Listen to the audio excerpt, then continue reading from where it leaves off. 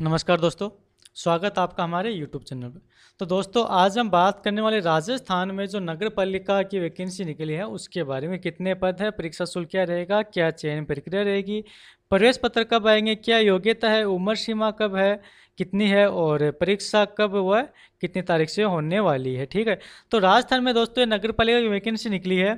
काफ़ी समय से बच्चों को इंतजार था नगर पालिका वैकेंसी का, लेकिन दोस्तों इसके अंदर कौन से जो योग्यताधारी है वो फॉर्म भर सकते हैं, कौन नहीं भर सकते, इस पर हम चर्चा करने वाले हैं। तो दुखद समाचार दोस्तों उनके लिए भी है जो इस एलिजिबिलिटी को पूरा नहीं कर पाते, क्योंकि इस प्रकार के जो फॉर्म होते हैं उनके लिए हर कोई इंतजार करते हैं कि नगर पालिका अगर फॉर्म निकले तो हम उसको भरवाएं।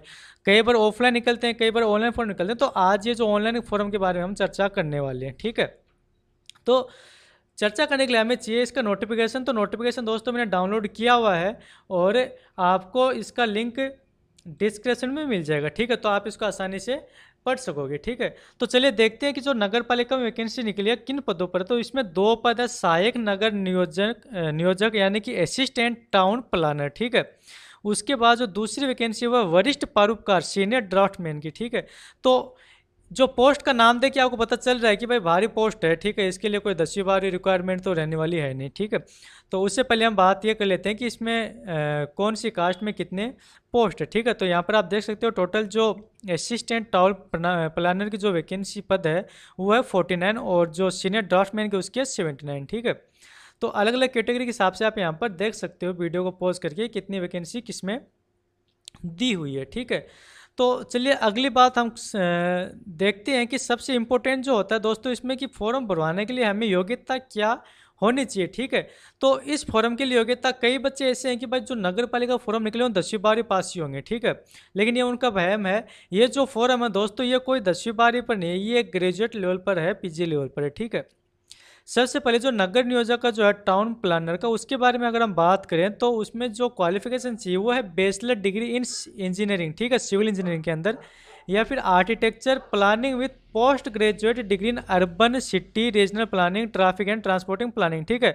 तो इसके अंदर क्या है कि बैचलर डिग्री आपके पास होनी जरूरी है किस स्ट्रीम में, इंजीनियरिंग के अंदर। ठीक है। या फिर आर्किटेक्चर के अंदर। ठीक है। अगर ये आपके पास है तो आप एलिजिबल हो इस फॉर्म को भरवाने के लिए। अगर आपके पास ये भी नहीं है तो आपको एम टेक होना अनिवार्य है इन प्लानिंग और एम प्लान अर्बन। ठीक है।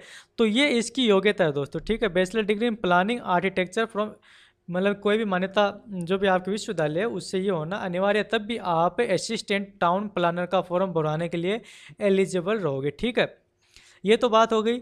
अब जो दूसरी पोस्ट है हमारी सीनियर ड्राफ्टमैन की। ठीक है। तो उसके लिए क्या डिग्री होनी चाहिए। तो दोस्तों उसके लिए पीजी होना चाहिए। ठीक है ना। पीजी यानी कि पोस्ट ग्रेजुएट डिग्री। ठीक है। ज्योग्राफी, इकोनॉमिक्स, सोशियोलॉजी, इन तीनों में से किसी भी एक से आपको पीजी होना चाहिए। अगर आपके पास ये है तो आप इस फॉर्म को भरवा सकते हो, अन्यथा आप नॉट एलिजिबल रहोगे। ठीक है। अगर आपके पास ये वाली जो डिग्री नहीं है तो इसके अलावा आपके पास ये भी होना चाहिए post graduate diploma in remote session. ठीक है। ये अगर आपके पास है तो आप भरवा सकते हो, या फिर डिप्लोमा इन आर्किटेक्चर। यानी दोस्तों देखिए यहाँ पर कहने का मतलब है कि आपके पास पीजी का डिप्लोमा होना चाहिए इस स्ट्रीम में। ठीक है। या फिर दोस्तों यहाँ पर देखिए कि ये भी बहुत ही आसानी से मिल जाने वाला डिप्लोमा है जो कई बच्चे करते हैं, जो पॉलिटेक्निक डिप्लोमा है सिविल ड्राफ्टमैनशिप। ठीक है। जो ड्राफ्टमैन में जो जिन्होंने पॉलिटेक्निक किया हुआ है उनके लिए भी ये खुशखबरी है कि वो इस फॉर्म को भरवा सकते हैं। लेकिन उसके साथ ही उनको 2 साल का एक्सपीरियंस होना चाहिए टाउन प्लानिंग में। ठीक है ना।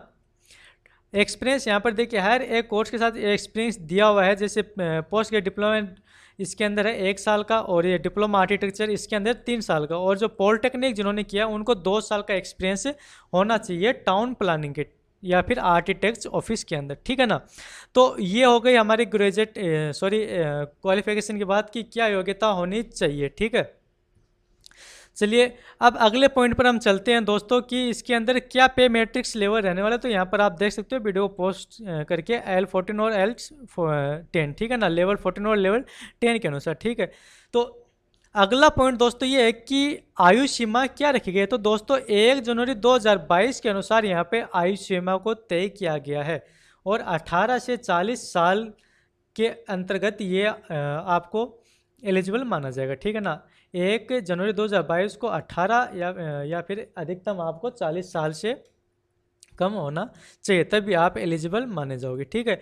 और जो उम्र सीमा में जो दोस्तों SC ST OBC में जो मतलब कि इसके अंदर छूट मिलती है वो आप यहाँ पर देख सकते हो। ठीक है। 5 साल 10 साल जो इसके अंदर दी है उस हिसाब से आप फॉर्म भराने के लिए एलिजिबल होगी। ऑनलाइन फॉर्म ये है। ठीक है ना। काफ़ी समय से क्या है कि इसके फॉर्म नहीं निकल रहे थे, और अगर आ रहे थे तो वो ऑफलाइन थे, लेकिन अब ये ऑनलाइन फॉर्म आए हुए हैं। ठीक है। तो अगर आप इसकी एलिजिबिलिटी को पूरी करते हो तो दोस्तों आप ये फॉर्म को ज़रूर भरवा लीजिए। ठीक है ना। काफ़ी समय बाद ये फॉर्म आए हैं। ठीक है। अगर आपके पास इसके अलावा कोई और स्पोर्ट्स की कोई सर्टिफिकेट है तो वो भी आप यहाँ पर लगा सकते हो।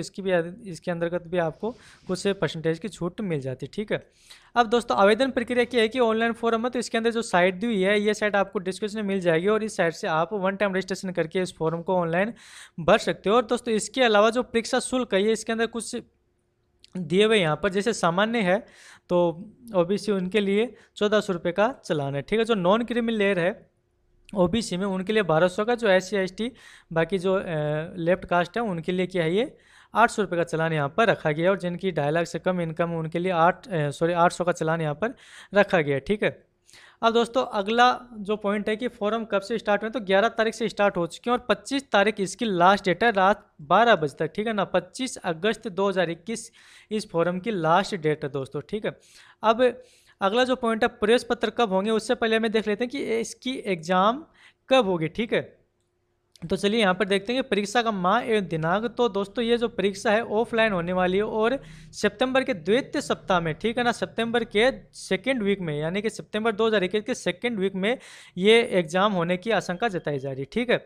उसके बाद इससे कुछ ही दिन पहले आपको एडमिट कार्ड इसी वेबसाइट पर डाउनलोड करने का लिंक मिल जाएगा, और हो सकता है आपको ईमेल आईडी पर भी और इसकी सूचना आपको मोबाइल नंबर पर भी भेजी जाएगी।